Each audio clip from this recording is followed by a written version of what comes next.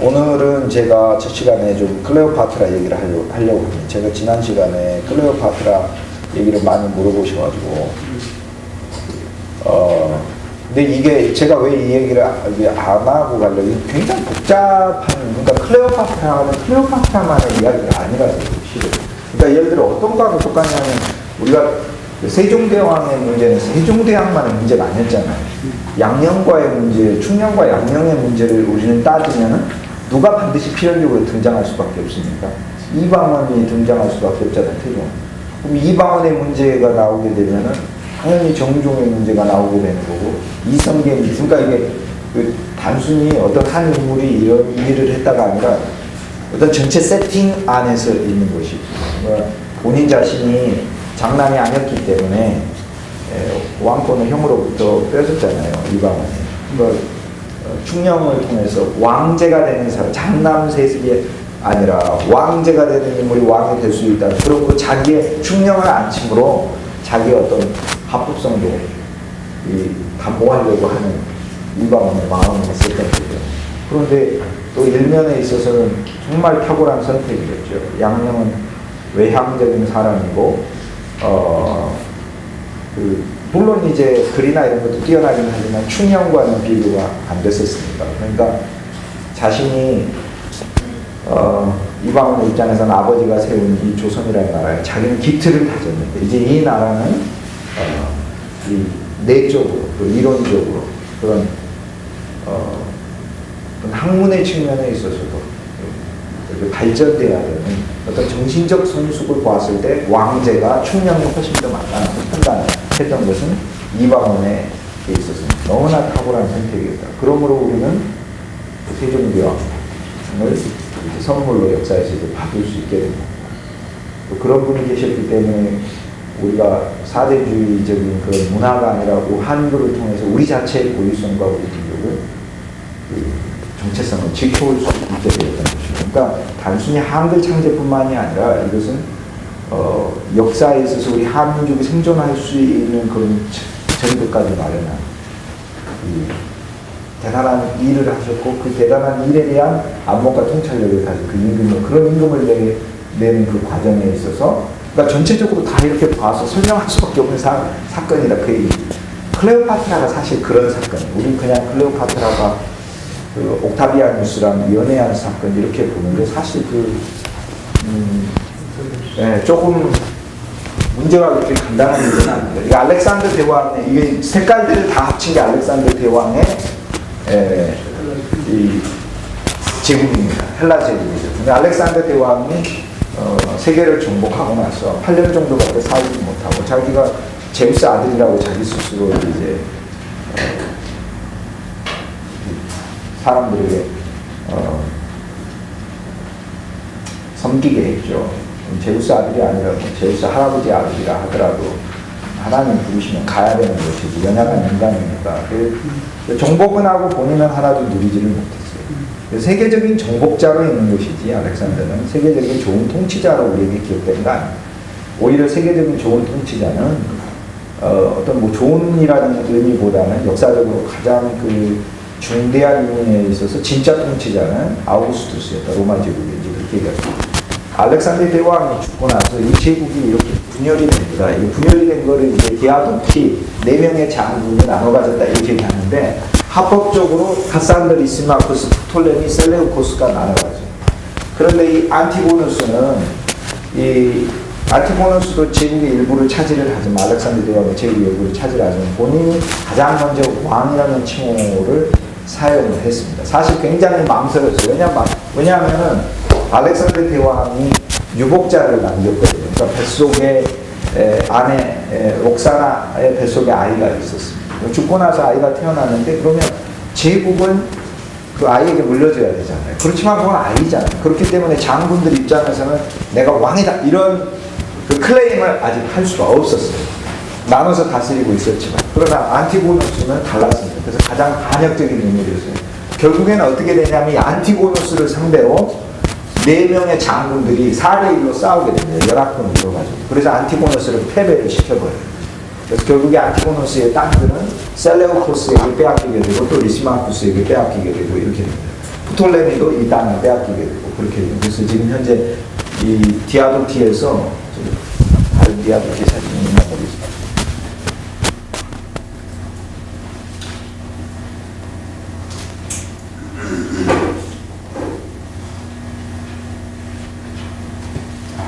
디아도티 사진은 안티고노스가 없는 사진을 가져왔어요.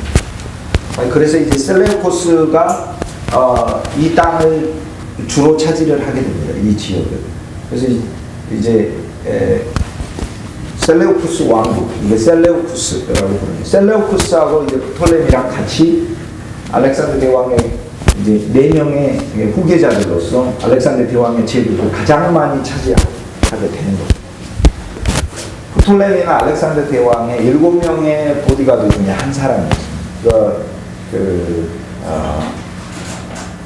소마필라케라고 직접 알렉산더 대왕을 알렉산더 대왕 자체가 세계적인 무사예요. 그런데 무사를 경호할 정도의 경험이니까 엄청난 뛰어난 장군인 것이죠.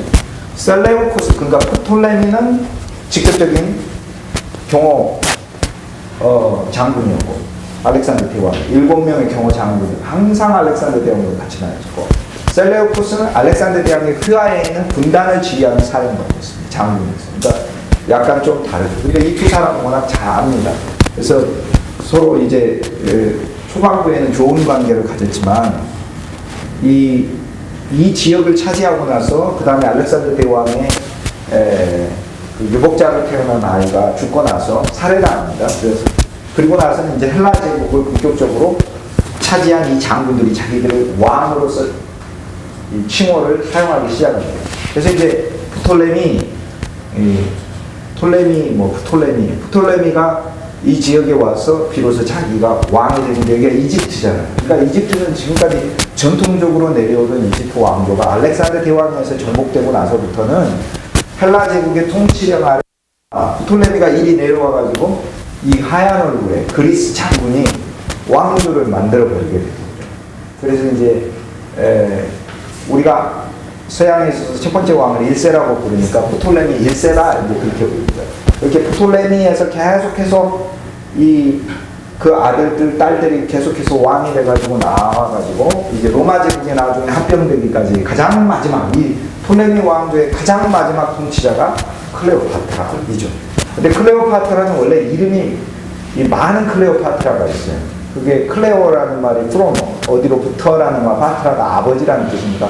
그 아버지의 성격을 닮은 딸이라는 뜻이에요. 그래서 딸이 태어나면 다른 이름을 줄 수 있는데 아버지 얼굴을 많이 닮아서 그러니까 제 이름이 김동준인데 우리 딸이 저를 많이 닮아서 이름을 제가 예를 들어 동숙이라고 짓는다든지 이렇게 하면 좀 그런 식의 이름이라고 할까요?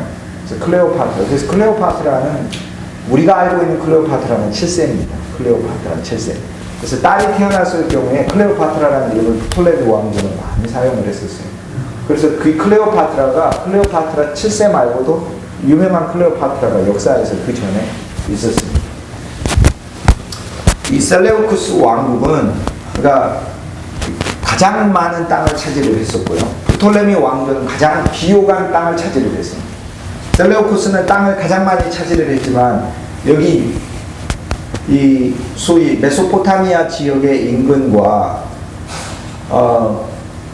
오늘날의 터키라고 부르고 있는 이 중부에 있는 평원을 제외하고는 사실상의 많은 땅들은 그렇게 세금을 많이 거둘 수 있는 사람들이 많이 살고 있는 지역들이 아닙니다.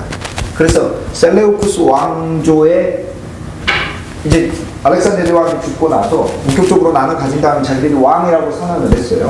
그래서 셀레우쿠스 국가의 이름을 자기 이름을 따가지고 우리는 셀레우쿠스 왕국이라고 그렇게 부르고요. 셀레우쿠스 왕은 그래서 수도를 이쪽 남부에다가 정하게 됩니다. 이쪽이 이제 비호감 도시라. 그러나 프톨레미 왕조는 나일 삼각조 하류, 소위 나일강, 세계에서 제일 긴 강, 6,000km가 이렇게 흘러오는 나일강에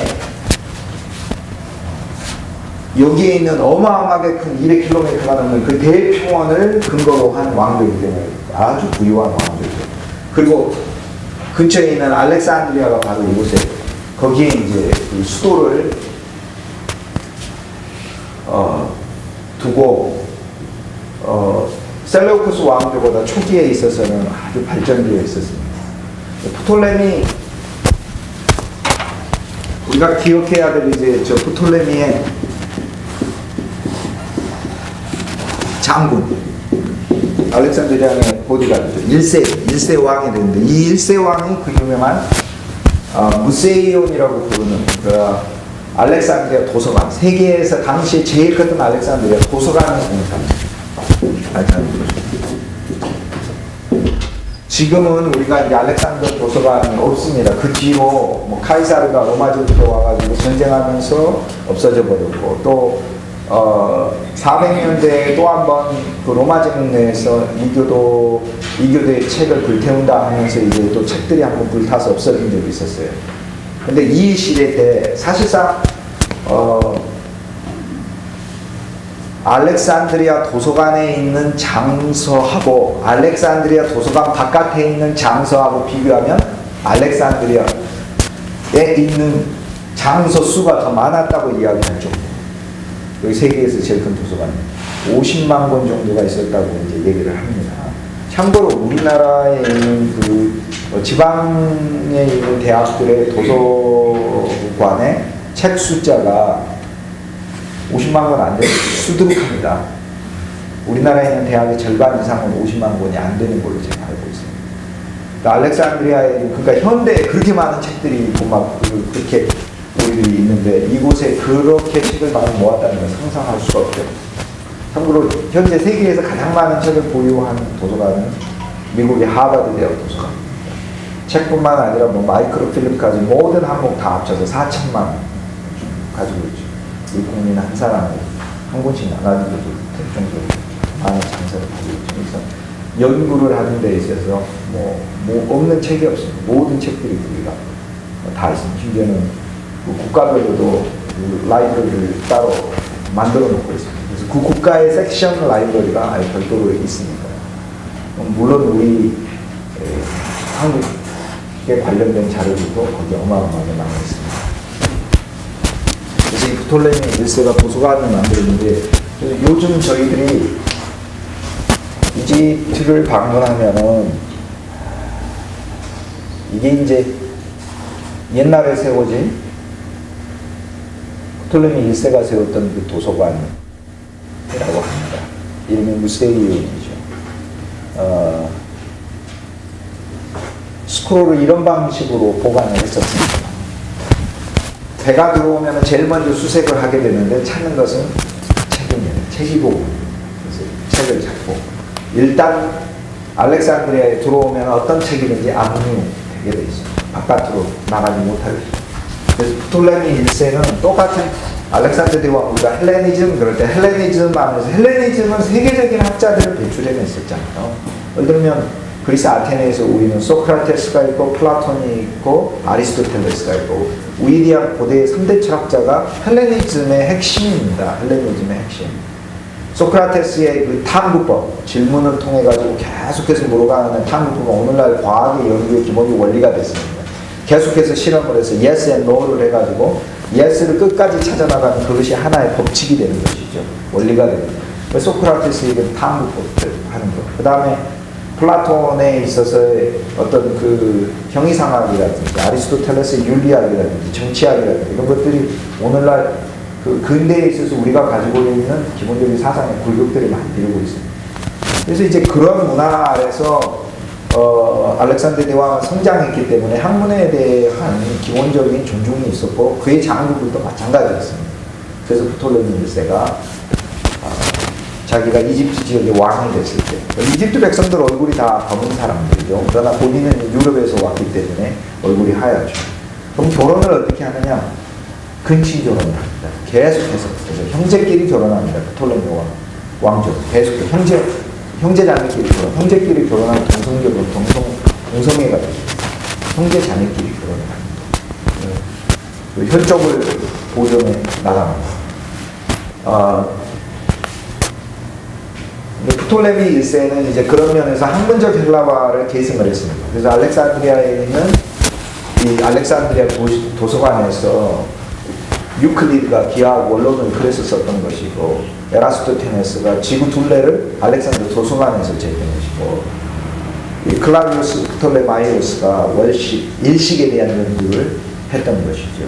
아르키메데스가 유레카, 이 기본적인 물리학에 대한 이론들을 공부한 것도 바로 알렉산드리아 도서관입니다. 그러니까 알렉산드리아 도서관은 지금으로 하면 어떤 뭐 보스턴에 있는 하버드, 예일, 코네티컷에 있는 예일, 뉴저지에 있는 프린스턴 같은 그런 세계적인 학문을 합쳐놓은 곳과 같은 그런 중심지. 그렇게 당시에는 명성이 있었습니다. 그것을 세운 사람입니다. 프톨레미 1세. 그래서 이 헬레니즘에 있어서 사실 수백 년 동안 알렉산드리아 도서관이 인류에다가 제공한 그 지식의 양은 어마어마하다 이렇게 얘기할 수 있습니다. 이것은 반출은 안 되지만 오면은 이 자료들을 다 뽑아서 공부할 수 있었으니까요. 그래서 이제 고대 세계의 기술들이 이렇게 직접 위해서 발전할 수 있게 된 것이죠.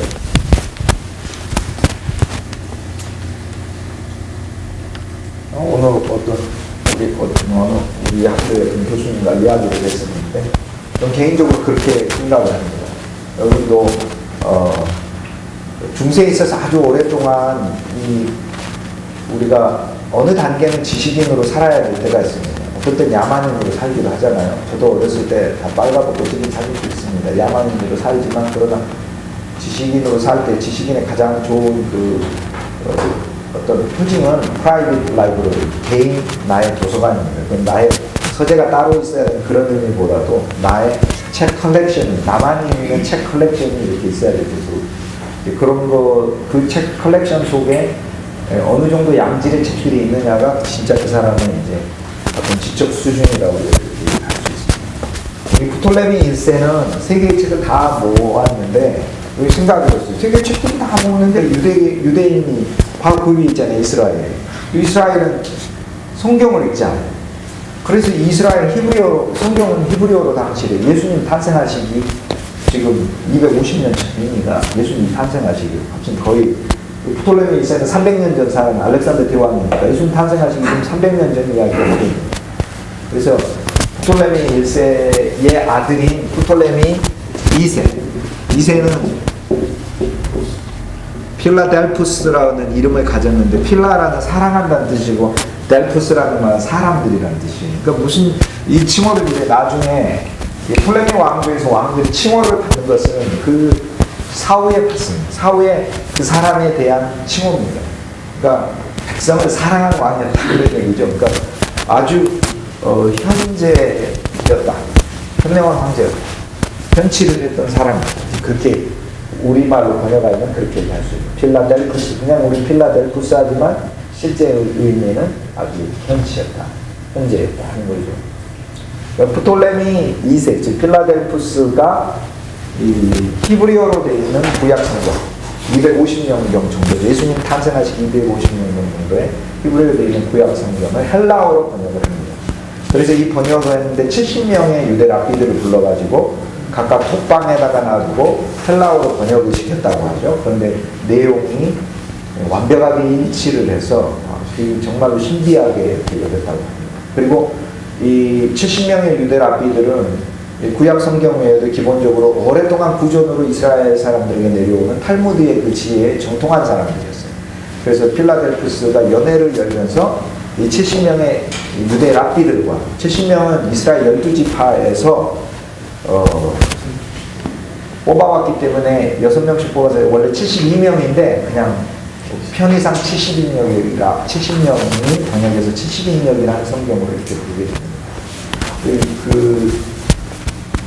조금 어려운 얘기가 되긴 하는데 이 얘기를 하는 이유는 뭐냐면 이 필라델푸스가, 그러니까 전승에 하는 필라델푸스가 70명을 불러서 분명히 알렉산드리아에서 필라델푸스의 작업이다 이렇게 얘기를 할 수 있어요. 그가 번역한 히브리어를 헬라어로 번역한 이 성경을 초대교회는 수백 년 동안 사실 사용했어요. 초대교회는 구약 성경, 우리는 한글로 이미 한글로 번역을 해놨으니까 우리가 한글로 성경을 읽지만 옛날 시대에는 히브리어를 아는 사람은 뭐 그렇게 드물죠. 그런데 헬라어는 제국에 알려져 있었는데 그 헬라어로 성경을 번역해놨던 이 시대가 바로 이집트의 톨레미 왕국이었습니다. 오늘날에는요, 지금은 이제 정치적인 상황이 불안정해가지고 중동이든 유럽이든 나가는 게 조금 쉽지 않은데요. 올라가시면은 고대에 그 알렉산드리아 도서관이 있었을 것으로 추정되는 자리에 알렉산드리아 도서관이 현대식 도서관은 실제 여기다가 거기서 내놨습니다. 어마어마하게 그 도서관입니다. 이거 도서관입니다. 저도 우리 옥스대학교에 있는 학생분들과 함께 알렉산드리아에 갔었는데 저 안에 들어갔었는데 너무도 기가 막히게 잘 되어 있습니다. 예. 그리고 이 벽면을 보면은 재미있는 게 벽면은 글씨들이 있는데요. 세 개의 글씨들을 다 적어놨습니다. 여기 한글로 보시면 한자도 있고 세 개 이집트 언어들도 있고 세 개의 언어들을 다 여기다가 헬라어도 해놓고 무슨 슬라브어도 해놓고 총 전체 벽이 이렇게 이런 스타일이에요. 현대 저기로 이집트에 있습니다. 이집트의 알렉산드리아. 지금은 카이로가 수도지만은 알렉산드리아 해안가 쪽으로 이게 오랫동안 이집트의 수도였었어요.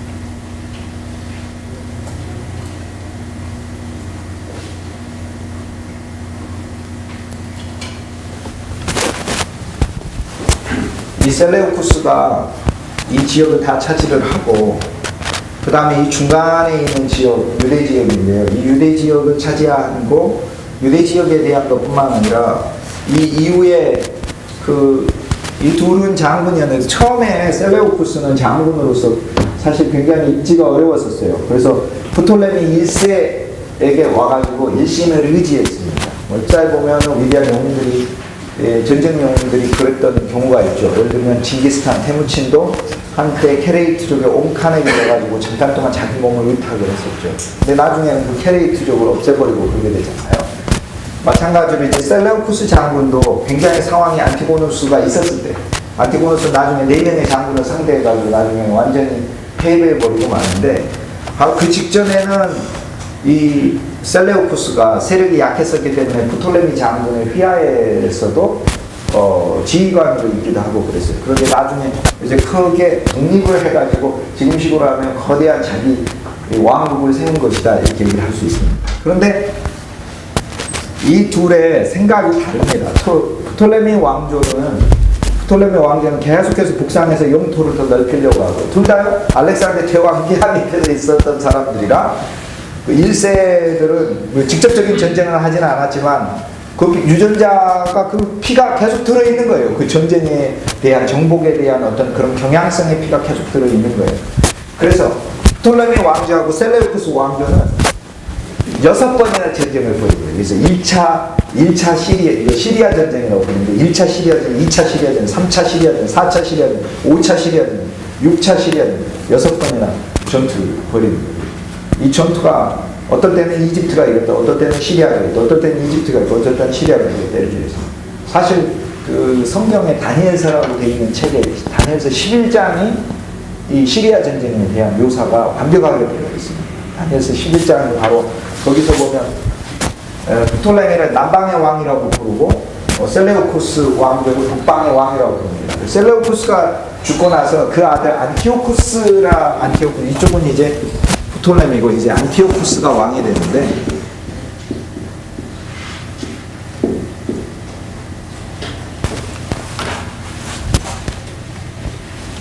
셀레우쿠스에 이어서 이제 두 번째 2대 왕이 되는 거죠. 이 안티오쿠스가 왕이 되고 나서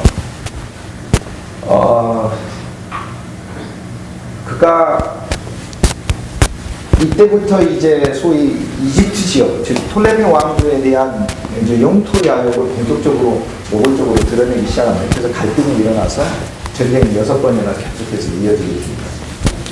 이쪽에 셀레우쿠스 장군은요,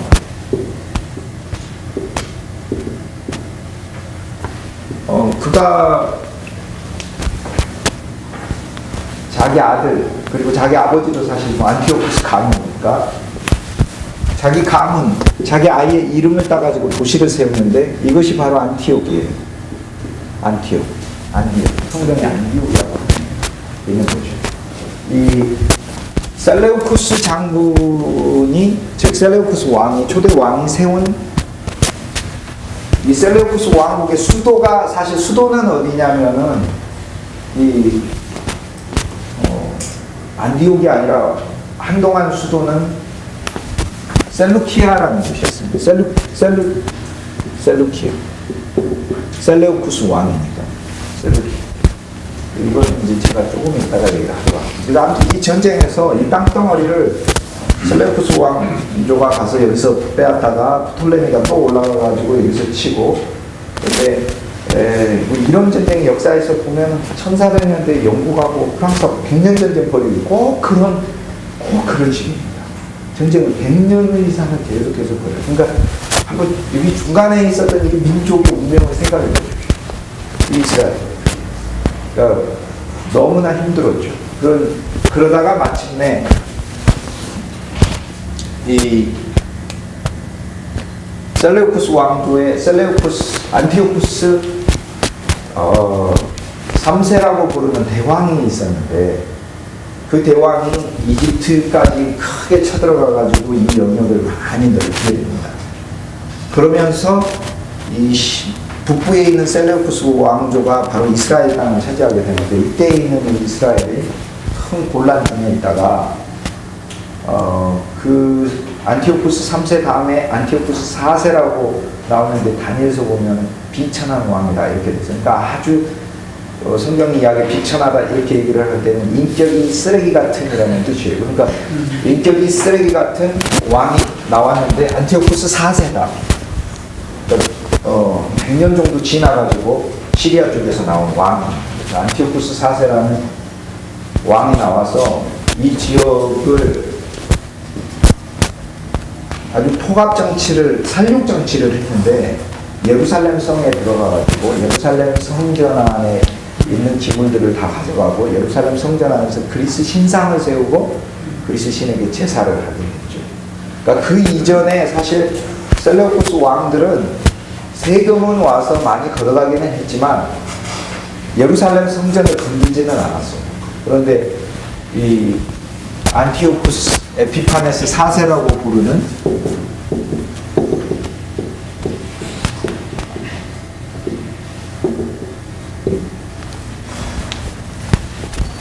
북부 시리아에 있는 이 왕은 이스라엘을, 그때가 167년경, 예수님 탄생하시기 167년경인데, 이때 이스라엘을 참 힘든 시기였습니다.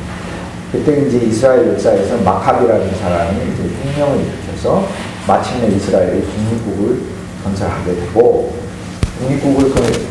이때 이제 안티오쿠스 4세는 직접적으로 그 마카비 혁명이 일어났을 때 전쟁에 참여하지 못해요. 본인이 굉장히 북부에 일이 있었어요. 정치적으로 일이 있어서 그때 몸이 아주 쇠약했습니다. 그래서 이제 휘하에 있던 군대가 유대인과의 전투에서 패배해버리고, 이때 유대가 정말로 수백 년 만에 독립국을 얻어냈는데, 그들이 이제 마카비 형제입니다. 그래서 마카비 형제가 얻어내고 그 가문에서 왕이 나오게 되는데, 하스몬이라는 왕이 첫 번째 왕이 나오고, 그 하스몬에서 계속해서 그 아들들이 왕을 했었기 때문에 하스몬 왕조다 이렇게.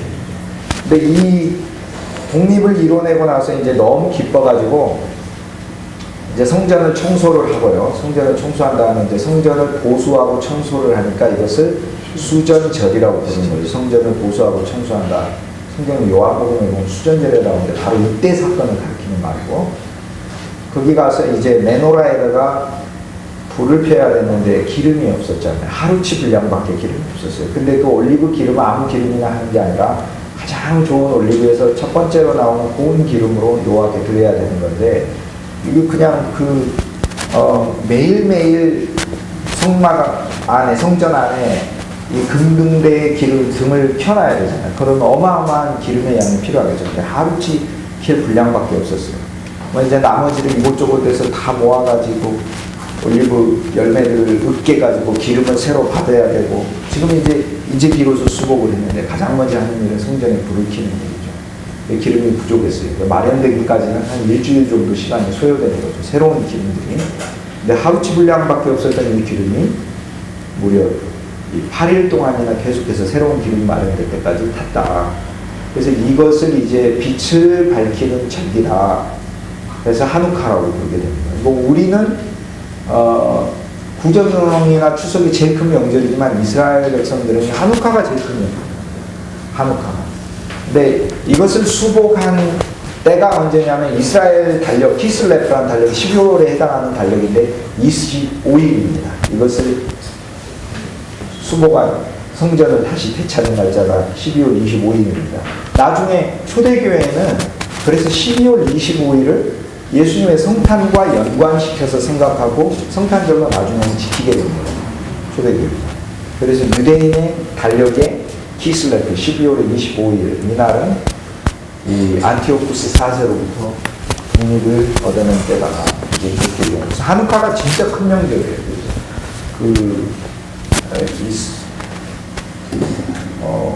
유대인들은 미국에 같은 데 있을 때 크리스마스가 아니라 아예 쇼핑몰에 가보면 크리스마스하고 하누카 이렇게 같이 써놓습니다.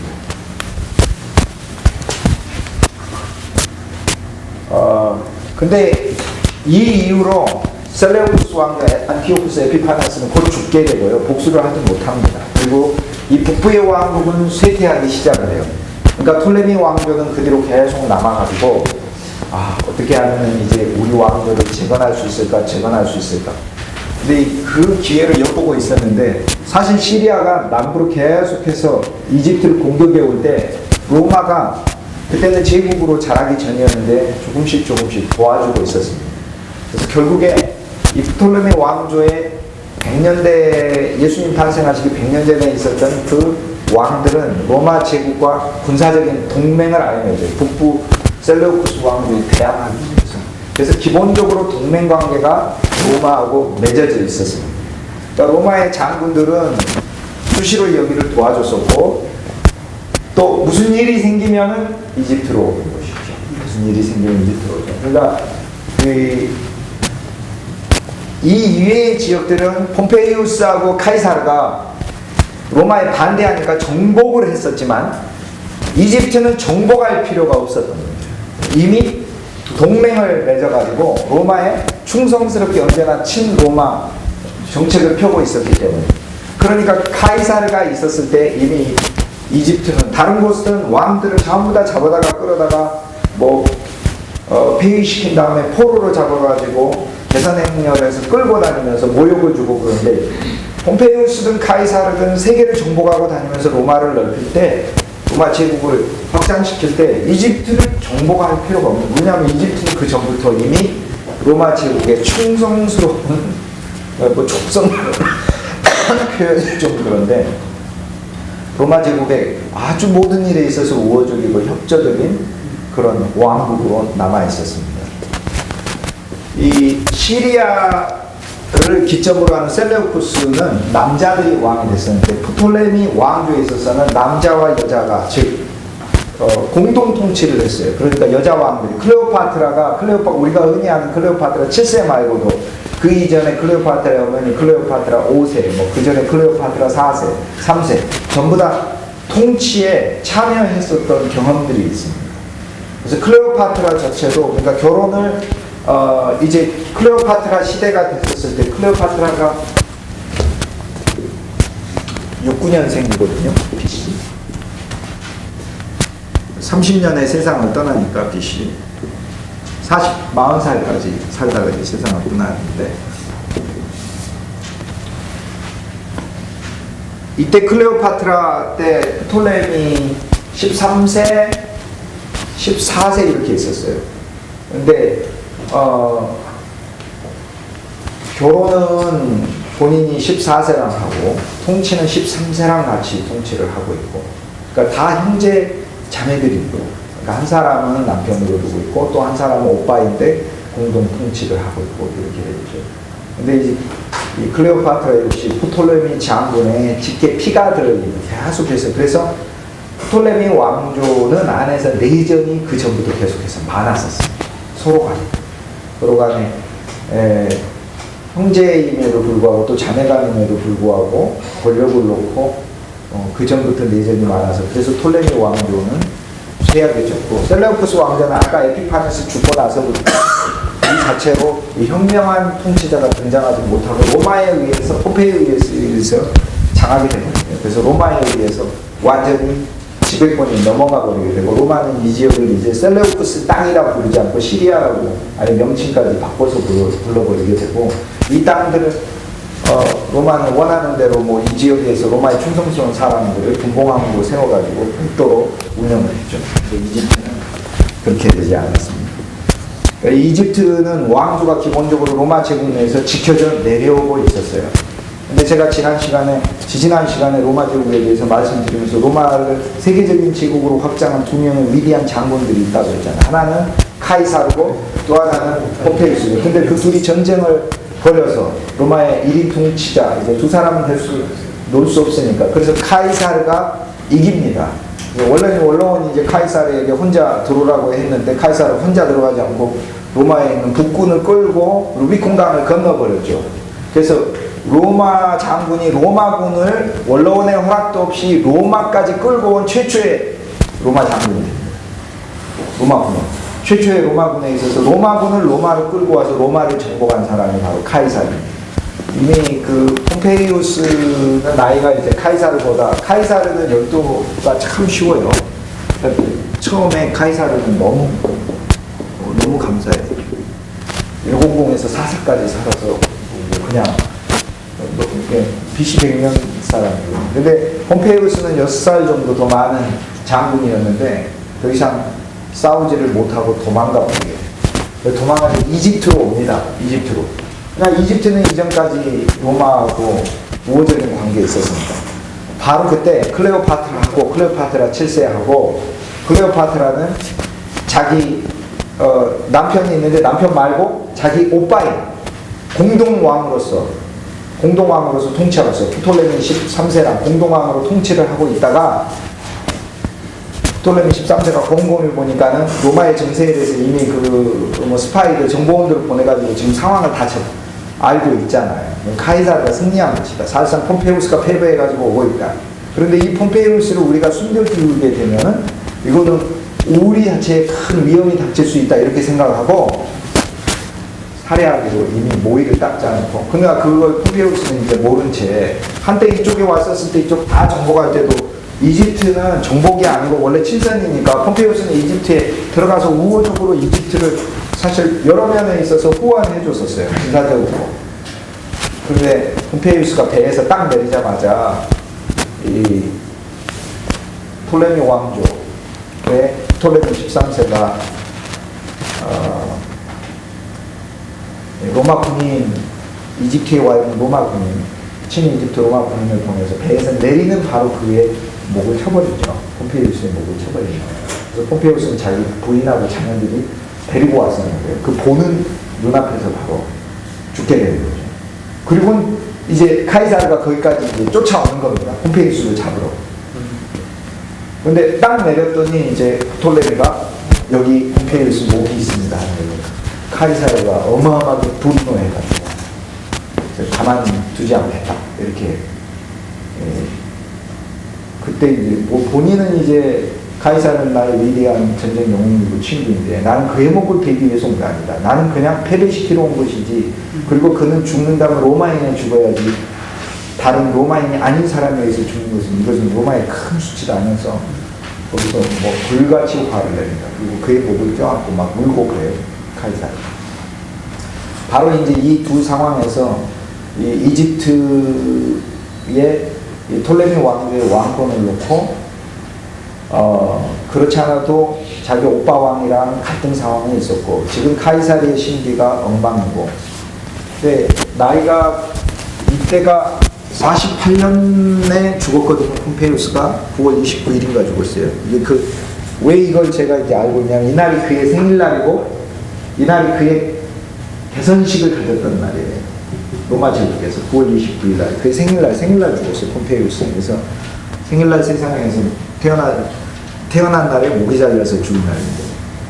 그래서 폼페우스가 죽고 나서 클레오파트라는 카이사르의 환심을 살 뿐 아니라 카이사르하고 연대를 해서 혼자 톨레미 왕조를 통치해야 되겠다 이 생각을 갖게 되고, 그뿐 아니라 지금 카이사르가 로마제국 1인 통치자가 됐잖아요. 그럼 톨레미 왕조가 가지고 있던 땅이 그때 굉장히 줄어들었거든요. 그래서 리비아까지, 전체 리비아까지 다 카이사르의 도움을 얻어서 차지를 하고, 이 지역에 전에 오랜 역사에서 남부 톨레미 왕조를 괴롭혔던 이 셀레우쿠스, 이 땅을 한때 톨레미 왕조가 강성할 때 차지했던 적이 있었습니다.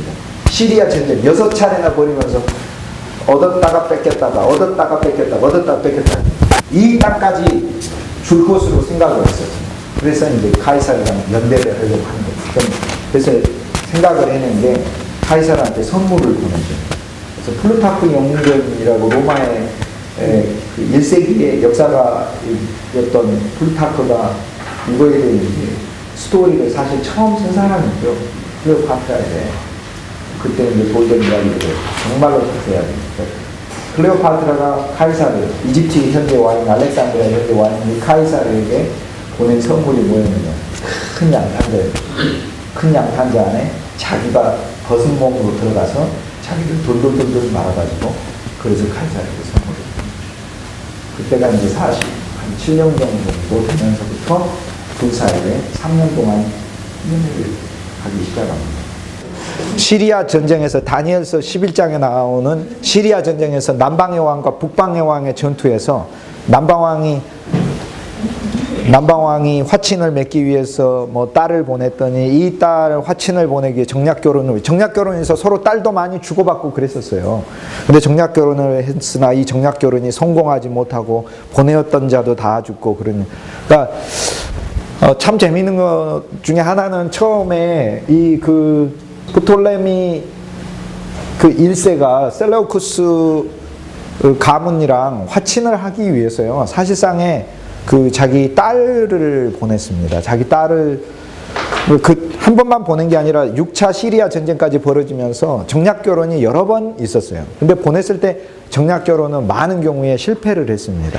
심지어는 양쪽에서 실패했어요. 처음 프톨레미 왕이 보낸 그 버니스라고 하는 그 공주는 이 소위 셀레우쿠스 가문에서 이미 자기가 아내가 있음에도 불구하고 아내를 버려버리고 화친하기 위해서 이 새 아내를 프톨레미 왕조로부터 이렇게 맞이를 하게 되는데, 그것 때문에 이 그 원래 셀레우쿠스의 본 아내였던 라우디세라는 그 여자가 나중에는 자기 남편을 독살해버리고 막 그래요. 그러니까 이 자체 안에서 독살당해 죽고 막 그렇습니다. 그러니까 그런 일들이 비일비재하게 이루어집니다. 근데 재밌는 거는 이 남방의 왕은 구약 성경 헬라어를 냈죠. 이 북방의 왕이 세운 도시들, 셀레우쿠스 가문, 아버지 안티오쿠스, 아들도 안티오쿠스, 아버지와 아들을 기념하여 세운 도시가 안티옥, 그의 수도, 그의 이름을 따서 세운 도시가 실루기아. 그 다음에 그 다니엘서 11장에 보면 전쟁을 놓고 다퉜던 엄청난 그 해안 도시들이 바로 두로, 시돈 이런 도시들이에요. 그러니까 이건 뭘 이야기하냐면 다니엘서 11장에 보면 북방의 왕과 남방의 왕의 이 전투를 통해 말할 수 없는 어마어마한 갈등과 분열과 살육이 계속해서 오가고 있었어요.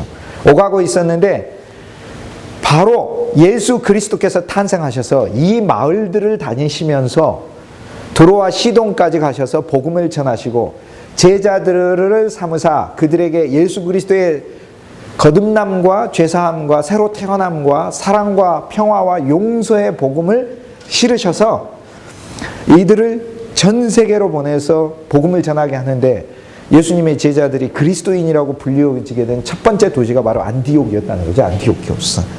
그리고 바울의 안디옥에서 사도로 부르심을 받아서 갈 때 안디옥 다음에 어디로 갑니까? 여기가 안디옥인데 여기서 안디옥에서 여기가 실루기아 하는 거예요. 실루기아 간 다음에 여기가 키프로스, 구브로, 바포 이렇게 갑니다. 사도행전 14장 15절에 보면. 그러니까 남방의 왕과 북방의 왕의 전쟁을 벌인 다니엘서 11장에 나오는 이 6차 시리아 전쟁의 이 스토리가 사도행전 14장 15장에 가면 거기 나오는 도시들이 바로 그 도시들이에요.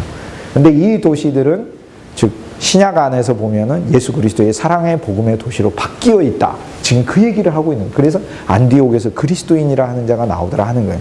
그러니까 성경이 말하고자 하는 게 이제 우리는 뭘 이야기하고자 하는지 클리어하게 알 수 있죠. 세상은 남방향과 북방향의 자기 영토 넓히기 위해서 그렇게 죽어라고 싸우고 있는 그 타겟이 됐던 그 도시에서 예수 그리스도께서는 당신의 교회를 세우고 그 교회를 통해서 온 세계의 사랑과 용서와 그리스도 안에서의 하나됨과 연합과 그리고 섬김과 구제와 새로 태어남과 죄사함과 그리스도 예수의 구원이라는 이 복음을 그리고 영원한 생명이라는 이 복음을 전 세계에 전했다. 이거를 신약이 말을 하고 있는 겁니다. 그러니까 거기 이런 부분이 사실 굉장히 좀 숨어 있는 거죠. 아까 목사님 말씀하셨듯이 다니엘서 2장에서 사실 보면 다니엘이 환상을 보잖아요. 이렇게 머리는 황금이고 가슴은, 이건 제가 지난주에 잠깐 설명을 드렸죠. 그렇게 외우면 쉽다고. 가슴은 은이고 배하고 허벅지는 동이고 다리는 철이고 발은 철과 흙이 섞여 있는 느부갓네살 왕이 봤죠. 그 느부갓네살 왕이 꿈을 꾸고 사람들에게 야, 내가 꿈을 꿨는데 내 꿈을 맞춰보고 그 다음에 이 꿈이 무슨 뜻을 의미하는지 해라. 근데 다니엘이 와가지고 아, 그 꿈은 머리는 황금인데 황금은 왕의 나라를 의미하고 가슴이 은이라는 것은 왕의 나라 다음에 나올 나라를 의미하고 그 다음에 나올 나라는 바로 동을 상징하는 나라가 나올 것이죠. 이렇게 얘기를 합니다. 근데 이게 표면적 이야기가 아니라 실은 다니엘이라는 사람은 세계 역사를 꿰고 있다는 이야기죠. 똑같이 살고 있으면서 지금 그가 하고 있는 얘기는 이거예요. 지금 유프라테스 메소포타미아를 찾아오는 왕의 나라는 황금의 나라입니다. 즉 왕은 황금으로서 왕의 권위와 왕 자신의 권세만을 축적하고 있는 나라인데 그 다음에 나올 나라는 은의 나라입니다. 페르시아가, 그래서 다니엘서 8장에 보면 페르시아가 나온다고 하죠. 그래서 페르시아는 은으로 세계를 유통시키는 경제의 나라가 되고 그래서 대국이 되고 그 다음엔 동의 나라가 되죠. 그리스 제국은 청동을 통해 가지고 표현하고 하는 나라가 되고 로마 제국은 철의 나라입니다. 철 만드는 것은 그전에도 있었는데 철 만드는 것은 비밀 기술이라서 아무도 만들 수가 없고 로마 제국 이전까지만 하더라도 그 기술들을 많이 숨겼어요. 우리가 알잖아요. 면 이게 직조하는 것도 이것도 비밀이었어요. 그래서 문익점 선생님께서 북두껍에다가 오죽하면 모카씨를 숨겨와야 돼.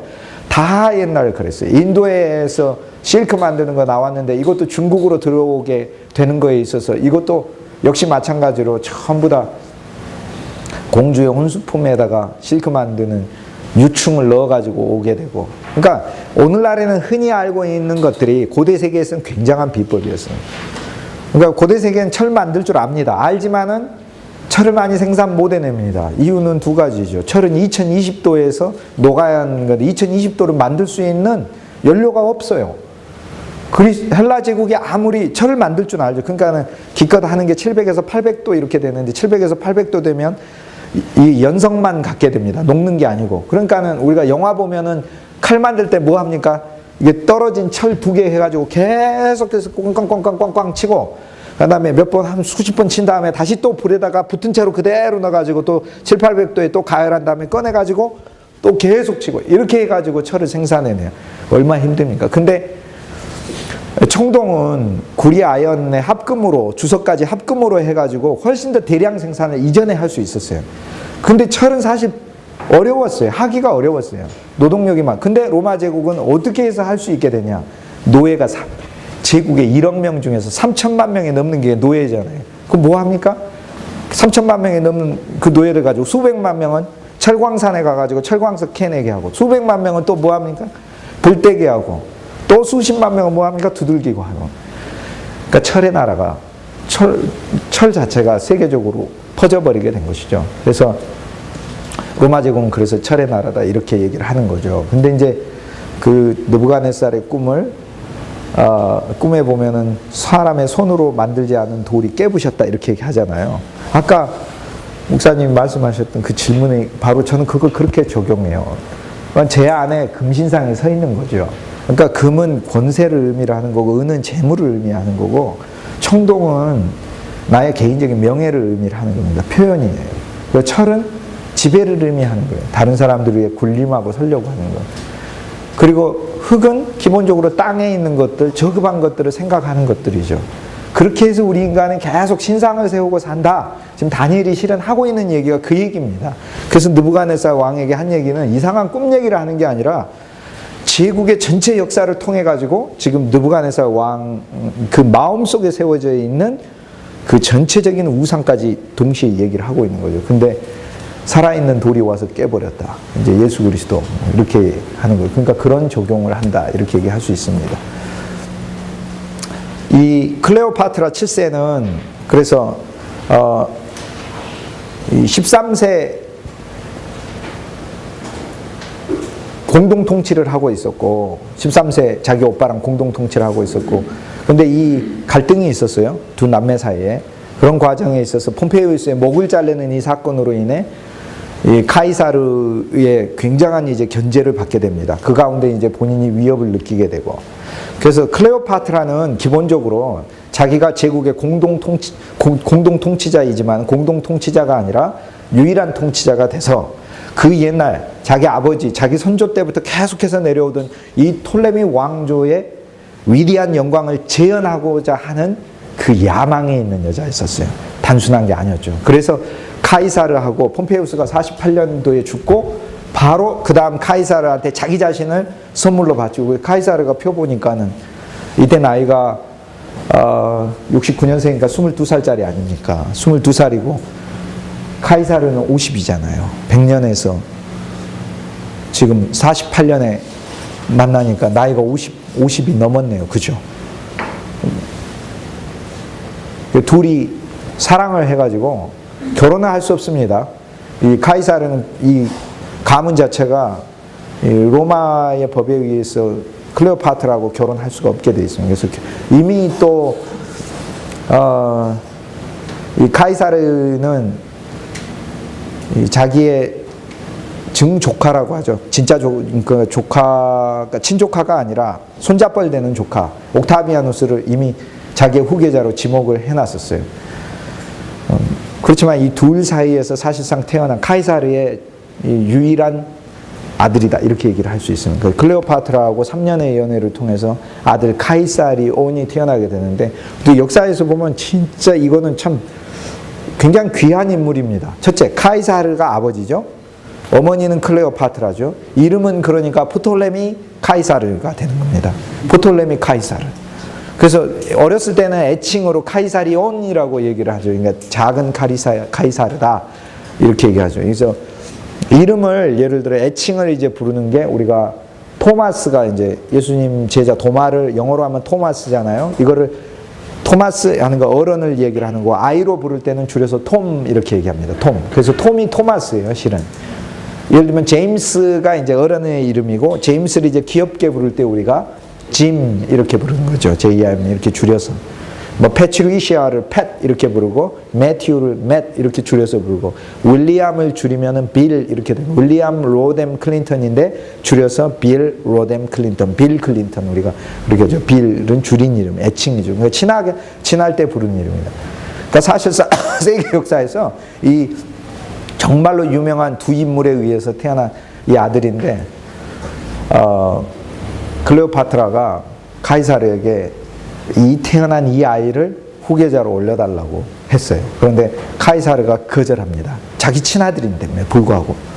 왜? 자기는 양아들인 옥타비아누스에게 이미 후계자로 정해서 그를 마음에 두고 있기 때문에 나는 받아들일 수 없다 그렇게 얘기해요. 근데 또 한 가지는 제가 이렇게 생각하면 너무 어려워요. 자기 나이가 지금 50이 넘었는데 이제 태어난 이 아이를 후계자로 지목한다는 것은 여러 면에서 어려워. 그리고 합법적 부인이 아니에요. 지금 현재. 클레오파트라는 로마 원로원이 허락해준 결혼이 아니거든요. 그러니까 거기에서 태어난 이 자기 아들이지만은 그를 후계자로 올리지를 않습니다. 근데 거기서 같이 둘이서 이렇게 지내다가 우리 아예 로마로 옮깁시다 하면서 그래서 카이사르하고 클레오파트라가 로마로 가가지고 2년 동안 생활을 합니다. 그래서 46년에서 44년까지. 카이사르가 44년에 죽잖아요. 이렇게 3월 15일 날. 그 비운의 날이라고 그러죠. 3월 15일 날. 카이사르에 암살당한 날. 이때까지 로마에 와서 아예 살았어요. 클레오파트라는. 그래서 클레오파트라는 이 이제 자기가 유일한 이제 통치자가 됐으니까 여기 이제 지방 관리들한테 이집트는 다 맡겨놓고 이제는 사실상 로마가 여기까지 카이사르에 의해서 전부 다 통치되고 있기 때문에 카이사르의 환심만 사면 이쪽 지역 금방 얻어내는 것은 금방이죠. 이제 베개 송사만 잘 되면은 여기저기 땅들을 그냥 붙여가지고 옛날에 프톨레미 제국을 건설할 수 있는 거죠. 이제 만나가지고 폼페이우스 죽고 나서 1년 동안 연애하고 그 다음에 1년 후에 바로 아이가 생기고 아이가 좀 크니까 여행할 수 있으니까 우리 로마로 돌아갑시다. 카이사르 로마로 가야 되거든요. 지금 로마에서 지금 할 일들이 많잖아요. 지금 제국을 수도를 비워놓고 있을 수는 없잖아요. 무슨 위험이 닥칠지도 모르는데 그래서 이제 로마로 데리고 옵니다. 데리고 와서 로마에서 2년 동안 살죠. 근데 클레오파트라가 살았던 그 언덕이 로마의 7개 언덕 중에서 아주 경치가 좋은 언덕인데 그 언덕이 바로 바티칸 언덕이에요. 바티칸 언덕. 안토니우스하고 함께 관계라는 그건 조금 이따 제가 설명드릴게요. 같은 얘기는 아닙니까? 전혀 아닙니다. 그래서 카이사르하고 같이 로마로 왔다가 둘이 이제 로마에서 살고 있는 중에 카이사르가 암살당하는 겁니다. 그래서 카이사르가, 왜냐하면 로마가 카이사르 암살한 이유는 간단하죠. 쉽게 간단하게 그 부분은 우리가 이렇게 생각하면 쉽습니다. 로마는 공화정인데 독재자가 나와가지고 자기 거라고 우기고 있으니까 원로원들이 로마를 다시 구하기 위해서 카이사르를 죽인다 하면서 이제 원로원들이 카이사르를 이제 제거하게 됐죠. 사진은 제가 조금 이따 보고 전반적인 스토리는 먼저 이야기를 하도록 할게요. 그래서 이제 카이사르가 암살당했는데 이제 재밌는 게 이제 클레오파트라가 로마 7개 언덕에서 머물렀던 곳 중에 하나가 바티칸 언덕이거든요. 이 바티칸 언덕이 나중에 이제 기독교가 국교가 되면서 콘스탄틴 대제가 그때로부터 한 400년은 더 지나서 이 바티칸 언덕을 교황에게 선물을 해요. 그래서 교황이 이제 바티칸 언덕에서 이제 이후에 그곳에다가 교회를 짓게 되는데 사실 바티칸 언덕은 클레오파트라가 사는 곳이지만 그곳이 바로 베드로의 순교지입니다. 베드로가 목이 AD 64년에 그러니까 먼저 클레오파트라 살고 그로부터 한 80년 정도 지나가지고 100년 정도 지나가지고 120년이군요. 120년 정도 지나가지고 베드로가 그곳에서 목이 잘리고 또 그 바티칸 언덕에선 나중에 교황이 살게 됩니다. 그 바티칸에 세워진 성 베드로 대성당의 미켈란젤로는 거기에다가 천지창조를 그리고 최후의 심판도 그려놓습니다. 바로 클레오파트라가 살았던 바로 그곳을 우리는 로마를 여행하면은 그곳에서 이렇게 지금은 이제 로마 교황궁이 되어 있는 것을 이제 보게 되는 거죠. 클레오파트라는 이제 카이사르가 암살 당하는 것을 보고 이 자기 이제 정치적인 입지가 지금 갑자기 어마어마하게 혼란스럽게 됐어요. 그래서 일단은 로마 정계가 지금 순식간에 지금 한 치 앞을 알 수 없게 됐습니다. 암살범들 자체는 전체가 사실상 카이사르 원로원이 다 찔렀기 때문에 다 찔렀잖아요. 원로원들이 다 와가지고. 그러니까 전부 다 사실 카이사르 적이라고 할 수 있는데 그 중에 또 공모자들이 있죠. 카시우스하고 브루투스가 공모자잖아요. 그런데 카이사르는 의외로 인기가 많았는데 밑에 있는 부하장군 안토니우스하고 옥타비아누스는 카이사르 암살자들을 처단한다고 이제 군대를 일으켰고 이제 그 상황에서 클레오파트라를 중심으로 이야기하다 이집트로 와버립니다. 와버리고 로마의 제국에 있어서는 이제 후계자인 옥타비아누스하고 안토니우스 이 두 사람이 카이사르 암살범들을 찾아서 둘이 싸우는 게 아니고 둘이 서로 싸우는 게 아니라 먼저는 암살범들을 찾아서 곳곳을 쫓아다니면서 결국에는 처단을 해버려요. 처단을 하면서 그때 안토니우스가 여기까지 와가지고 군대를 이끌고 이 카이사르의 암살범들을 처단하고 이 지역에 머무르고 있었어요. 어디 머무르고 있었냐면 길리기아라고 하는 다소에 머물고 있었는데 그때 이 부근에서 파르티아라는 또 로마의 또 다른 여기 파르티아라고 하는 또 다른 제국이 있는데 이 제국이 로마의 위협이 되는 거예요. 그러니까 지금 현재 카이사르 암살범들과 전쟁도 끝나고 났는데 지금 파르티아가 저쪽에서 자꾸 로마 제국을 넘보고 있거든요. 근데 이 상황에서 군대를 다 동원하려면 여기서 가장 강력한 지역은 여기 이집트잖아요. 그러니까 클레오파트라를 여기 불러들입니다. 불러들여가지고 뭐 구실은 이제 카이사르 암살범들과 관계가 네가 뭐 좋았다. 그래서 로마에 네가 충성하는지 안 하는지 내가 그거를 보고 싶다. 그러니까 이미 로마의 이 최고 권력자로 떠오른 안토니우스하고 옥타비아누스 이 두 사람이 이렇게 있는 상황에서 동방 지역에는 안토니우스가 머물면서 군대를 가지고 머물면서 있는 이 지금 정세죠. 그런데 바로 여기 다소라는 곳에 클레오파트라를 불러들입니다. 그래서 클레오파트라가 다소에 들어가는데 다소에 클레오파트라가 들어와가지고 사실 그때 올 때 이제 나이가 이제 29 정도 됐었죠. 그때가 44년에 죽고 한 3년 정도 지나가지고 안토니우스하고 둘이 열애를 시작을 하니까요. 그래서 한 10년 넘게 한 11년간을 사랑에 빠지고 실은 안토니우스하고 사이에서 4명의 자녀들을 낳습니다.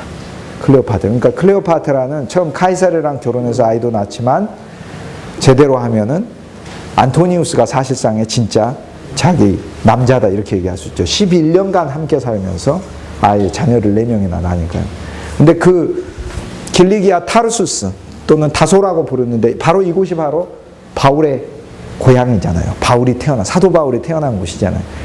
근데 안토니우스가 길리기아 다소에 머물 때 다소성에 있는 시민들이 너무 안토니우스에게 잘해줬어요. 그래서 시민권을 다소성에 있는 사람들에게 줍니다. 그 시민권을 받았던 사람들 중에 한 사람이 아들이 바로 바울이었어요. 바울. 그러니까 이걸 이렇게 보면 이제 하나님은 세계의 모든 역사들을 이용해서 아까 미국 교과서에 보면 저희가 사도 바울이 페이지가 하나 나오잖아요. 안토니우스는 페이지가 안 나와요. 미국 역사 교과서에 안토니우스는 페이지가 안 나옵니다. 안토니우스는 몇 줄 나왔지만 사도 바울은 사실 페이지가 나와요. 페이지가 나와서 중학생 애들이 페이지 전체를 통해서 공부를 해요. 그 사도 바울이 페이지가 나올 정도로 초기에 예수 그리스도의 복음을 온 세계에 전하는데 가장 기여한 사람이었고 신약 성경 13권을 기록을 하면서 기독교 신학의 기둥을 설립한 분이신데 그가 온 세계를 다닐 수 있었던 이유가 시민권이 있었기 때문에 그러니까 바로 그런 시민권은 바로 이 안토니우스가 그가 머물렀을 때 바울의 아버지가 안토니우스에게 굉장히 협조하면서 잘했기 때문이다. 그러니까 하나님은 이 세계를 과거, 현재, 미래를 다 통찰해서 보고 계시잖아요. 이 사건들을 통해서 사실 우리는 그때 안토니우스가 위대한 인물이라고 생각하지만 지금은요. 안토니우스하고 클레오파트라가 만났다고 하는 그 지역에 클레오파트라가 통과한 문을 다소에 가면 타르수스라고 불러요. 타르수스. 같은 이름인데 영어로는 타르수스죠. 거기에 보면 클레오파트라 문이라고 있습니다. 클레오파트라 문. 예수님 탄생하시기 한 40년 전에 세워진 문이죠. 클레오파트라 그 통과했던 문이다.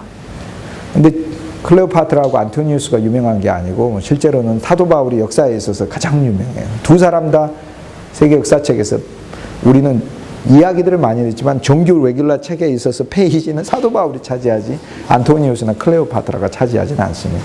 어쨌든 간에 11년간 연애 생활을 하는 도중에 후반부에 이 옥타비아누스하고 안토니우스 사이가 벌어지기 시작하고 안토니우스는 로마 원로원하고 어떤 협의도 없이 처음에 클레오파트라가 가졌던 의도가 있죠. 이곳 저곳의 땅들을 가져가는 거예요. 이것을 카이사르는 연애 도중에 죽어버려서 뜻을 못 이뤘지만 안토니우스하고 결혼을 해가지고 살면서 4명의 자녀들을 낳고 사실상 안토니에 의해서 많은 땅들을 차지하게 되면서 본인이 원했던 그 옛날 프톨레미 왕조의 소위 소왕국이 아니라 대세력이 이집트 쪽에 마련이 됩니다. 이제는 옥타비아누스가 저 로마 쪽에서 이렇게 보니까 거대한 로마 제국이 하나여야 되는데 로마 제국 내에 지금 부분적인 독립적 영역이 지금 생겨버린 거나 다름없습니다. 원로원의 허락도 없이 땅을 함부로 클레오파트라에게 줘버리고 원로원 로마가 거두어야 될 세금이 클레오파트라 손으로 다 들어가게 돼 있고 이렇게 되면 더구나 옥타비아누스하고 이 안토니우스는 처남매 부지간인데 안토니우스가 자기 여동생 버리고 지금 클레오파트라랑 둘이 연애하고 있고 그래서 원로원의 입장에 있어서는 이제 옥타비아누스를 지지를 하고 클레오파트라를 처단하라고 명령을 해요. 그래서 옥타비아누스가 군대를 이끌고 와가지고 이 안토니우스 부대를 무찌르게 되죠. 근데 이 전투에 안토니우스는 나가지도 않아요. 연애하느라. 병사들만 내보내요. 그러면 병사들이 싸우니까 항복하지. 싸우기는 하지만 항복하죠. 그리고는 옥타비아누스가 악티움 전투에서 이기고 알렉산드리아로 이제 들어오니까 안토니우스는 자기 이제 마지막에 다가온 것을 알고 그래서 자기 밑에 있는 보아에게 자기를 찔러서 죽이라고 하죠. 그러니까 어떻게 보아가 장군님을 죽일 수 있으면 전 죽일 수 없습니다. 그럴 때 유명한 말을 하죠. 로마인이 로마인에게 죽는 것은 수치가 아니다. 폼페이우스는 로마인이 아닌 프톨레미 왕에게 죽었잖아요. 수모였잖아요. 그러나 나는 로마인이 로마인에게 죽는 것은 수모가 아니다. 이렇게 하면서 보아가 끝까지 거부하자 칼을 앞에다가 놓고 스스로 엎드러져서 이제 자결해서 죽습니다. 그래서 옥타비아누스가 들어오는데 옥타비아누스는 나이가 많죠. 옥타비아누스는 63년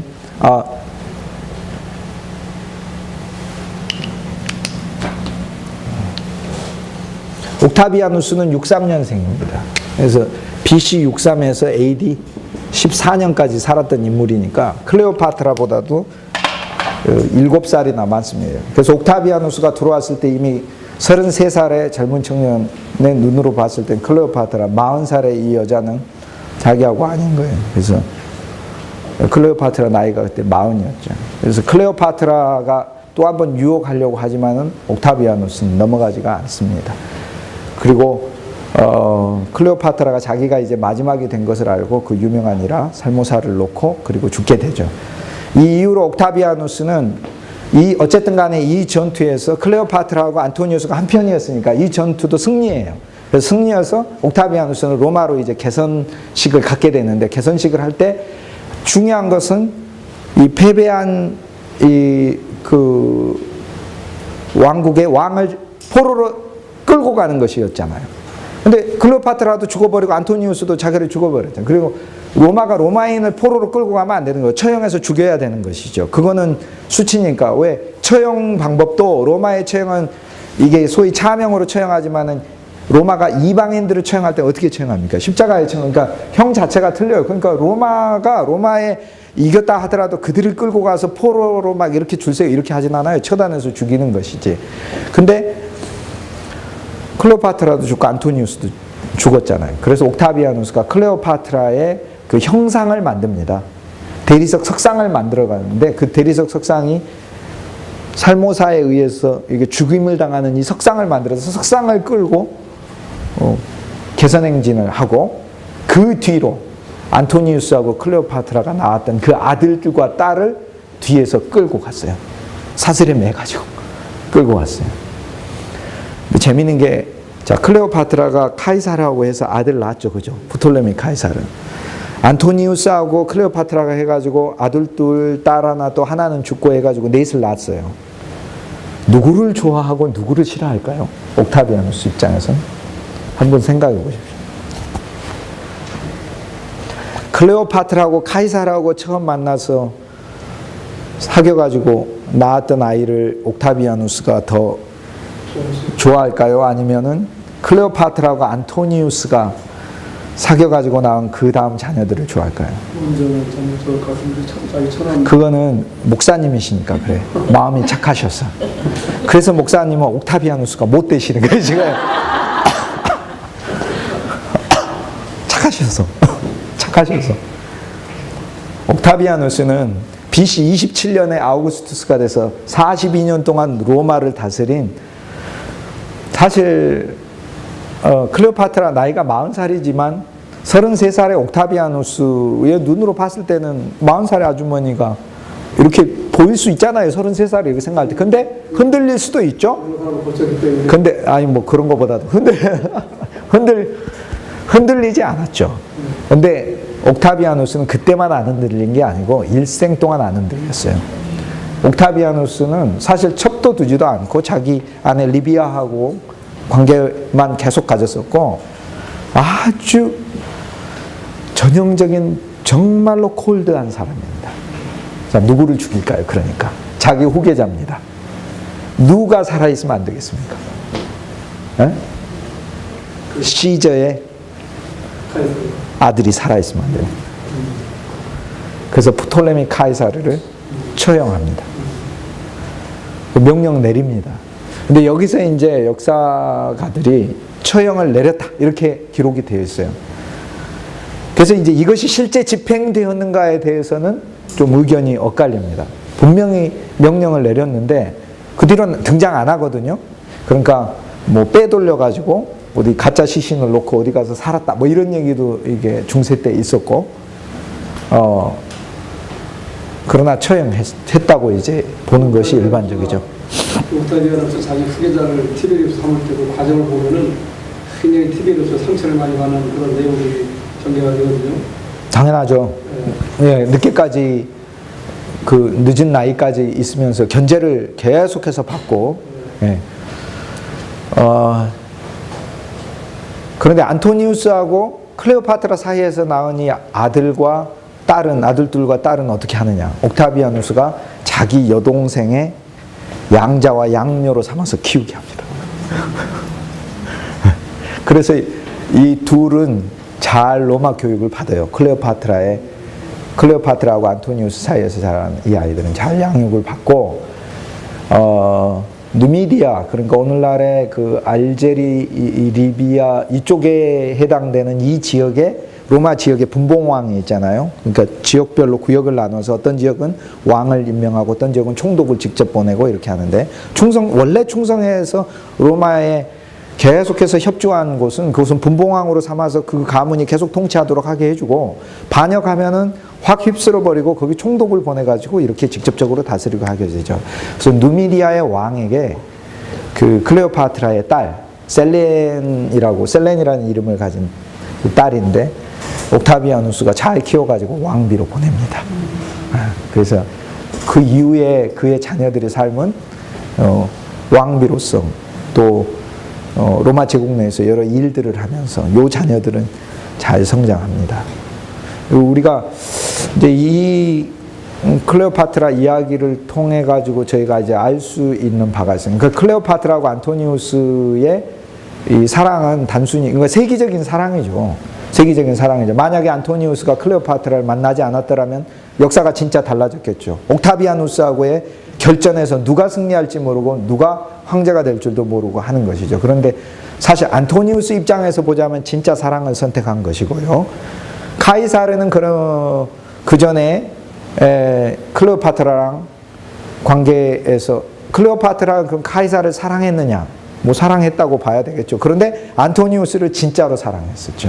진짜로 사랑했죠. 근데 옥타비아누스가 나타났을 때 또 유혹하려고 한 거 보면은 그렇죠. 근데 이게 이제 클레오파트라의 어떤 이런 미인계는 그의 개인적 정권의 야심도 있지만 그에 의해서 계속 이어져야 돼요. 지금 현재 자기 오빠도 지금 처형돼서 없고 자기 남편도 끌어내려져 버렸고 원래 그 형제를 남편으로 삼아서 그 사이에선 자녀가 없었거든요. 그러니까 그 프톨레미 그 위대한 선조 왕의 그 왕조가 로마 제국 내에서 계속해서 계승돼야 되는 역사적인 관점에 있어서 사실상 클레오파트라는 이런 미인계를 쓴 거다. 그렇게 봐야 합니다. 어떤 개인적으로 뭐를 얻기 위한 그런 게 아니었습니다. 우린 이 사건을 통해서 진짜 여러 가지를 볼 수 있는데요. 예수님이 이걸 딱 한마디로 얘기를 해주셨어요. 칼을 쓰는 자 칼로 망한다 이렇게 얘기를 해주셨어요. 예수님이. 사실 다 칼을 썼는데 칼로 다 망했습니다. 정말로. 그리고 이 자체에 보이는 어떤 세상적인 것들을 추구했던 이 싸움들이 얼마나 사실 어리석었던가 하는 것도 보여주고 있고요. 근데 저는 그 클레오파트라 이야기들을 가끔 이렇게 생각해 봐요. 한 면에 있어서 하나님은 참 긍휼의 하나님이다. 우리를 긍휼하게 여기신 하나님이다. 그런 생각을 해봐요. 비록 그의 아버지와 어머니는 비운에 갔잖아요. 그러나 그 자녀들, 클레오파트라의 자녀들, 하나는 이제 헬리오라는 아들이고 또 하나는 뭐 셀렌이라는 아들인데 이름도 해달이에요. 헬리오가 해란 뜻이고요. 이집트 말로 셀렌이라는 말이 뭐 유명한 가수 셀린 디온이라고 뭐 있잖아요. 그 똑같은 셀렌이에요. 근데 달이란 뜻이에요. 달이란 뜻이에요. 그러니까 하나는 해고 하나는 달. 이름을 하나는 해, 하나는 달이라고요. 근데 아버지도 자살해 죽고 어머니도 자살해 죽은 그 비극적 그 자녀들인데 오히려 옥타비아누스 치하에서 잘 성장해가지고 보존받고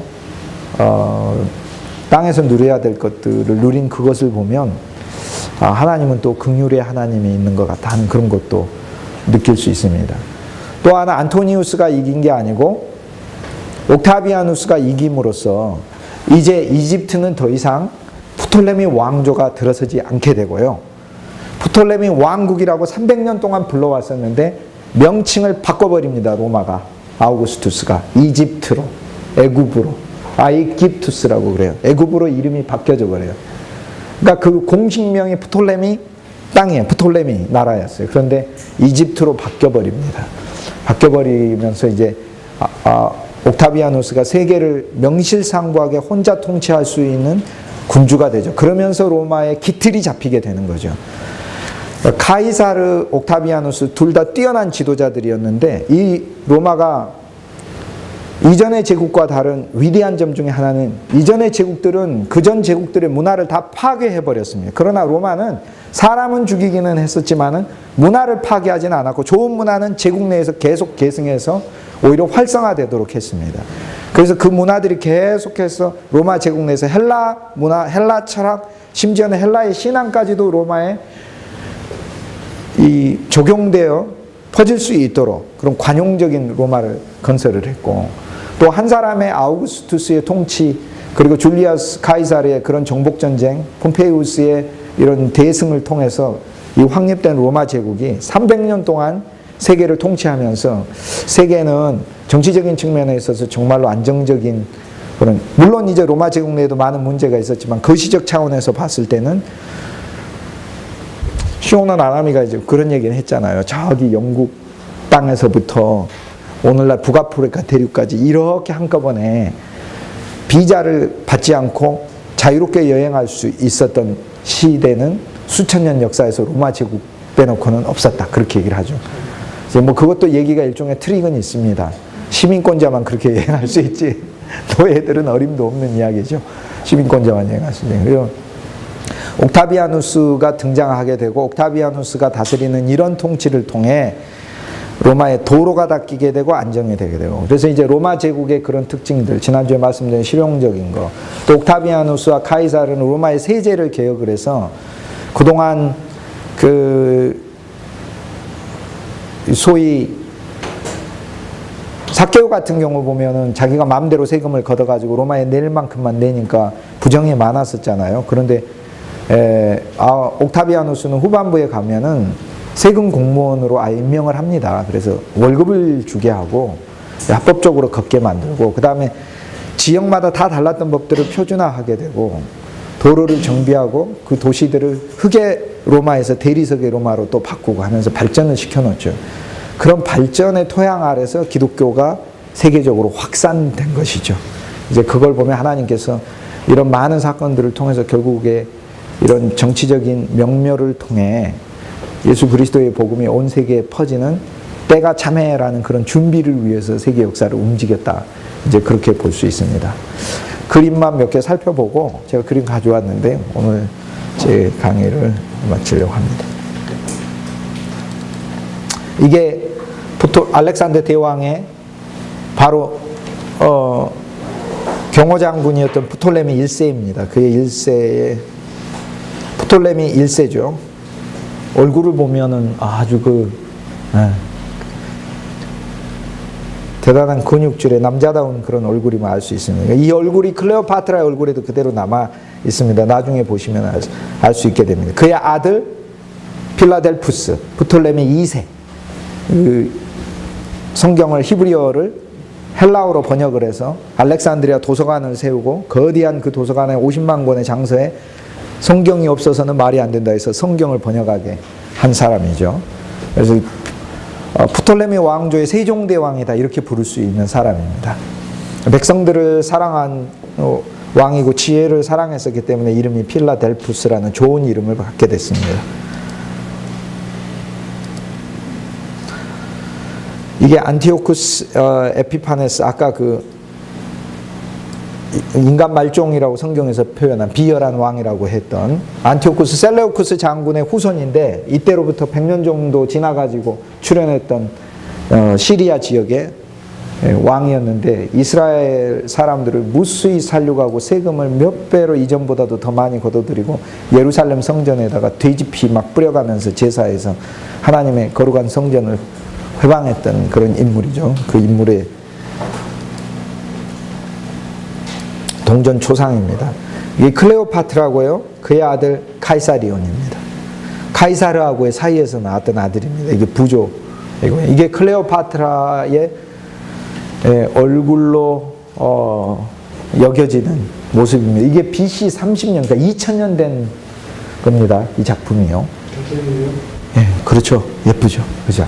근데 자세히 보면 그 프톨레미 왕조의 얼굴이 그 굵은 선의 얼굴이 살아있죠. 그러니까 현대민하고 좀 다르죠. 현대민은 코 이렇게 안 하죠. 이렇게 전부 다 아주 가늘게 이렇게 해가지고 다 하는데 클레오파트라 얼굴은 이렇게 되어 있습니다.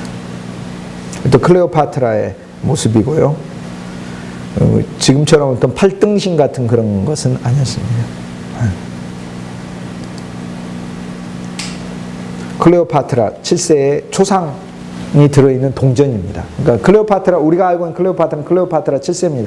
그 전에도 클레오파트라가 많이 있었고 통치도 했었습니다. 근데 카이사르하고 안토니우스하고 살았던 클레오파트라는 클레오파트라 7세이죠. 근데 그냥 우리가 흔히 그냥 클레오파트라라고 하는 겁니다. 여기 보면 역시 마찬가지로 코에 윤곽선이 굉장히 큰 프톨레미 왕조의 전형적인 얼굴을 하고 있는 걸 볼 수 있습니다. 마케도니아 사람들의 골상이죠. 이게 알렉산더 대왕과 같은. 카이사르가 이제 암살당할 때 모습이고요. 원로원들이 달려들어서 카이사르를 찔러서 죽이려고 하고, 이제 여기에 동상들이 다 서 있는데 신상들이고요. 여기 서 있는 거는, 여기 서 있는 바로 이 입상은 폼페이우스입니다. 그래서 폼페이우스 상을 만들어 놨어요. 카이사르가 48년에 죽었지만 돌아와가지고 로마의 위대한 장군이다. 그래서 폼페이우스 상 만들어 놓는데 폼페이우스 상 밑에서 찔려서 죽었습니다. 폼페이우스를 죽였는데 폼페이우스의 상 밑에서, 동상 밑에서, 대리석 상 밑에서 죽었습니다. 카이사르의 모습입니다. 옥타비아누스의 모습입니다. 얼굴을 좀 확장해가지고 보시죠.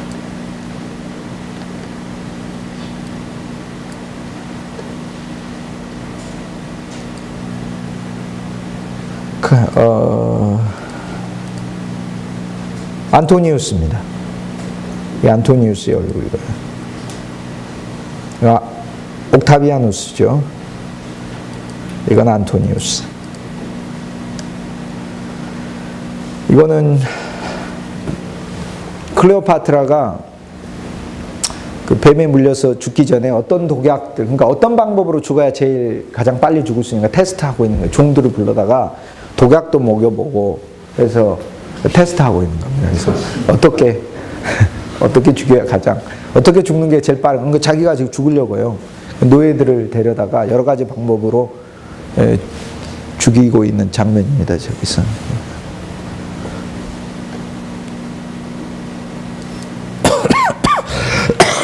이거는 지금의 누미디아 알제리 쪽에 있는 클레오파트라 딸 셀렌의 그 무덤입니다. 무덤 유적입니다. 나중에는 살아남아가지고 이제 아까 보셨던 알렉산드리아의 도서관이고요.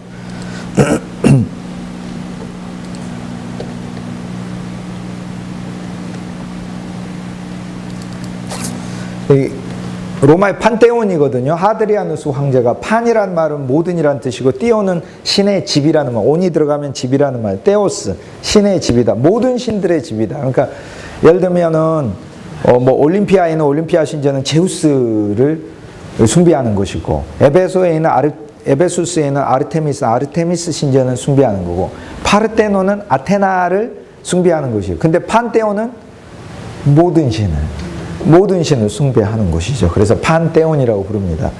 근데 이게 이제 그 판테온의 모습인데요. 제가 이거 보여드리는 이유는 뭐냐면, 이게 유니버시티 오브 버지니아 대학의 도서관이에요. 판테온하고 똑같이 지었어요. 그러니까 그 이야기는 이제 로마 문화가 죽은 게 아니고 지금도 현재 그대로 살아있어요. 이건데 이게 지금 봐도 새 거 같잖아요. 지금 봐도 이게 1820년대에 만들어졌습니다. 이게 토마스 제퍼슨이 미국 3대 대통령 독립선언서 초안 작성한 토마스 제퍼슨이 디자인한 건물로, 직접 디자인한 건물인데, 디자인 굉장히 쉽죠. 판테온 보고 이렇게 하면 되는 거니까.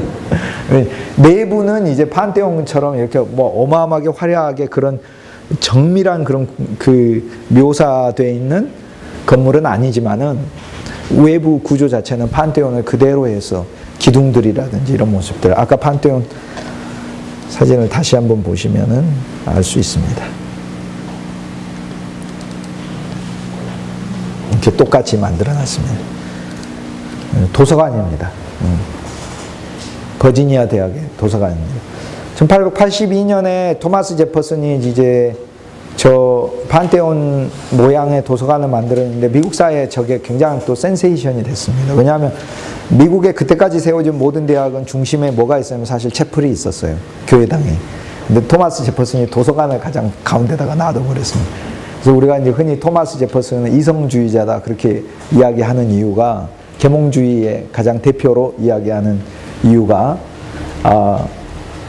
이 소위 종교가 차지했던 자리를 이성에게 이렇게 바꾸게 한 이제 통치자다 이렇게 얘기를 합니다. 로마 제국은 그래서 오늘날에도 사실 죽지 않았어요. 로마의 어떤 문양들, 로마의 생각들, 로마의 정신들, 우리가 사용하고 있는 많은 영어의 단어들도 로마 라틴어에서 온 거고, 행정체제 자체도 사실상 로마가 이 현대 사회에 물려준 것들이 너무나 많습니다. 그러니까 2000년이 지났지만 여전히 있는 것이고요. 근데 이제 뭐 다음 주에는 로마의 멸망으로 이제 제가 바로 뛰어가지고 로마의 멸망 부분을 할 겁니다. 초대 부분 계속해서 할 수가 없었어요. 오늘 저는 여러분과 함께 클레오파트라 얘기를 했었는데, 이제 전반적으로 거시적인 차원에서 클레오파트라 이야기를 전체적으로 보시면은, 이 한 여인의 꿈이 권력과 명예와 부를 향해서 치달았던 이 꿈이 혼신의 힘을 다해서 재건하려고 했으나 결국에는 수포로 돌아간 걸 볼 수가 있죠. 다니엘서 2장에 다니엘의 그 꾸었던 그 꿈, 신상을 세웠으나 보이지 않는 돌이 떠가지고 그 신상을 부숴버린 거. 이것이 바로 이제 기독교의 메시지죠. 우리 인간은 계속해서 신상들을 세워가지고 뭔가를 계속 이뤄보려고 하는데 사실 예수 그리스도는 부숴버렸습니다. 로마 제국의 역사들을 보면은 태어날 때 마국간에서 태어났는데 죽을 때 마국간에서 뭐 죽고 이렇게 끝까지 마국간을 유지한 사람은 없습니다. 황궁에서 이 부귀영화를 누리다가 죽는. 그러나 그리스도 예수는 마국간에서 태어나셔서 동굴과 들과 광야와 가난한 사람들 사이에서 사시다가 골고다에서 생을 마감하셨어요. 그러니까 기독교 신앙은 기본적으로 출발부터 로마의 개인의 부와 명예와 권력을 추구하는 그런 종교와 다릅니다. 우리가 기본적으로 신상 세우려고 하고 나한테 가지고 있는 가이사르의 꿈, 옥타비아누스의 꿈, 안토니우스의 꿈, 클레오파트라의 꿈, 이 꿈들이 부서져 가지고 내가 있어야 될 자리들은 그런 자리들이 아니라는 것을 예수님은 이 세상에 가르쳐 주러 오신 거죠. 그래서 우리가 이제 이런 시각으로 이제 세상을 보면 세상은 얼마나 헛된 사람들을 영웅이라고 지금도 부르고 있는지, 그리고 곧 있으면 영웅이 아닐 사람들을 영웅이라고 부르고 있는 것을 알 수 있는 것 같습니다. 오늘 여기까지 하도록 하겠습니다. 고생하셨습니다.